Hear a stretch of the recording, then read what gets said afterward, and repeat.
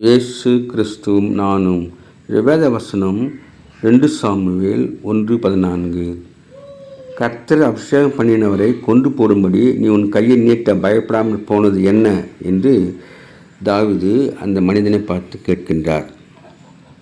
பிறகு ஒருவனை அழைத்து அவனை கொண்டு போடும்படி என்று சொல்கிறார். அவனை கொண்டு போடுகிறான். ஏனென்றால் தாவீது சந்தர்ப்பம் கிடைத்த போது சவுலை கொல்வதற்கு அவர் கர்த்தரால் அபிஷேகம் பண்ணப்பட்டவர், அவர் கொல்ல மாட்டேன் என்று சொல்லியிருந்தான். அதோடு கூட அவராக சண்டையில் மடிந்தால் ஒழிய அல்லது நாட்கள் அவர் மரித்தால் ஒழிய நான் ஒன்றும் செய்ய மாட்டேன் என்று சொன்னான்.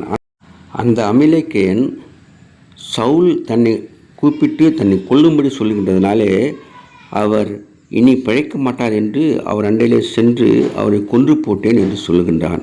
அவர் தலையில் இருந்த முடியையும் அவர் கையில் இருந்த அஷ்ட கடத்தையும் கொண்டு வந்து தாவீதிடத்தில் கொடுத்து நல்ல பெயரை வாங்க யோசித்தான். ஆனால் தாவீது கர்த்தர் அபிஷேகம் பண்ணினவரை கொன்று போட்டாய் என்று அவனை கொன்று போட்டான். ஊழியக்காரருக்கு விரோதமாய் ஒன்று பேசக்கூடாது. Have a blessed day. God bless you. Give your heart to God, your hand to man. Live in God's work, live on your knees. Thanks for watching. Like, share, subscribe.